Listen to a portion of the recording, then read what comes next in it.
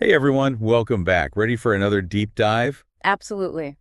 This time, we're tackling a book that's short, but man, it packs a punch, the book of Zephaniah. Definitely powerful stuff. We're going to uncover the major themes, figure out why it matters, especially since it doesn't always get the attention it deserves. Yeah, it's often overlooked, but incredibly relevant. So let's jump right in. Hmm. Zephaniah, he was a prophet in ancient Judah. Right. During the 7th century BC, a time of, well, let's just say a lot of turmoil. Oh yeah, turmoil is putting it lightly. Social injustice was rampant and idolatry was everywhere. Zephaniah really lays it out there how the people had turned away from God. Totally abandoned their covenant. Yeah. Exactly. They were engaging in all sorts of practices that went against their covenant, like worshiping idols and, taking advantage of the most vulnerable. It's interesting, though, because when we think of idolatry, it's easy to just picture, like, bowing down to statues. Right. But it was so much more than that, wasn't it? Oh, absolutely. It was about misplaced priorities, placing anything above God. It really makes you think, what are some of the idols in our modern world? What are we putting before God today? That's a great question to consider. I mean, think about it. Zephaniah was addressing a society that was obsessed with wealth, power, material possessions. Sound familiar? Yeah, a little too familiar, maybe. And then there's this whole idea of the day of the Lord that Zephaniah talks about, this impending sense of judgment.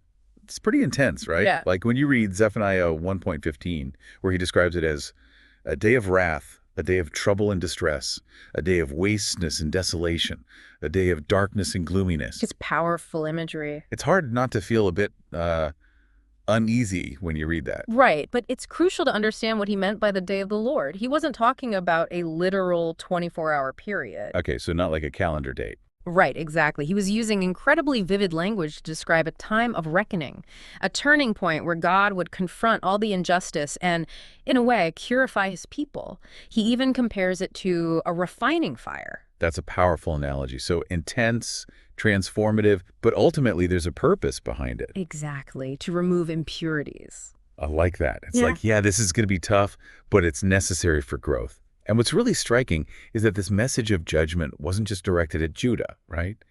Zephaniah also has some strong words for other nations. He does. Philistia, Moab, Ammon, Cush, even Assyria. I mean, Assyria was a major power at that time. What's the significance of that? That's a crucial point. It shows us that God's justice and his sovereignty are universal. They apply to everyone. Right. It's not just about one nation or one group of people. God is concerned with the entire world. And he holds everyone accountable. Exactly. And I think that's a message that resonates even more strongly today in our interconnected world. Absolutely. Yeah. So we've talked about judgment, the refining fire, all that.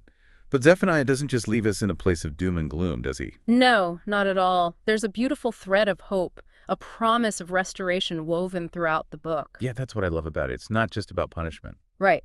Zephaniah is very clear. Even though God's judgment is severe, his love for his people never goes away. It never fades. So powerful. And you see those glimmers of hope even in the midst of the warnings. And then the book ends with this amazing vision. What vision is that? A vision of God rejoicing over his people. He's singing over them with joy. Wow. It's an incredible image of love and redemption. It's a reminder that God's ultimate desire isn't to punish.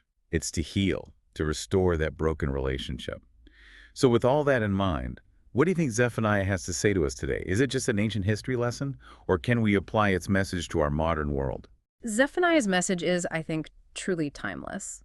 His call for social justice, for turning away from empty pursuits, for embracing a life centered on God, It resonates so deeply with the challenges we face today. I see what you mean. I mean, think about the issues we're grappling with. Inequality, materialism, the environmental crisis. These are all echoes of the very problems that Zephaniah was addressing all those centuries ago. It's almost like history is repeating itself in a way. In some ways, yeah.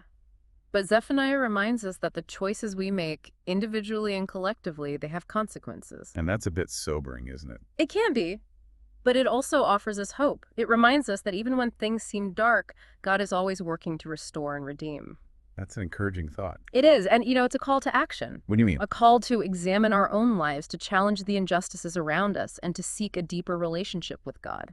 So to wrap things up, Zephaniah, a short book, but man, oh man, it's a powerful one. It is. It's a wake-up call about God's justice and his mercy, and a testament to that enduring hope of restoration. You said it. And before we go, here's something to ponder.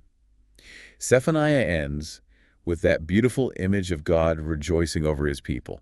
It really is a beautiful image. What do you think that says about God's character, about his love for humanity, that never-ending, always their love? It's something to think about. Something to definitely ponder. Thanks for joining us on this journey through Zephaniah. We hope you gained some new insights into this incredible book and its message. See you next time. See you then. Bye, everyone.